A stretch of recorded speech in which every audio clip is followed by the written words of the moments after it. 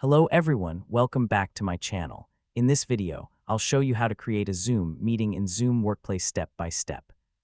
First, open the Zoom Workplace app on your computer and sign in to your Zoom account. From the home page, click the New Meeting button. A preview window will appear before the meeting starts.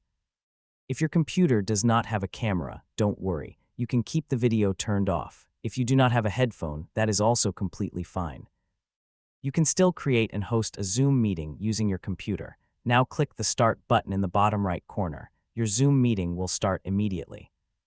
After the meeting opens, click the Participants button from the bottom toolbar, then click the Invite button. A new invitation window will appear. Here, click Copy Invite Link or Copy Invitation. The meeting link is now copied to your clipboard. You can send this link through WhatsApp, Messenger, Gmail, or any other app. Anyone who receives the link can click it and join your Zoom meeting. That's how you can create a Zoom meeting and invite participants in Zoom Workplace.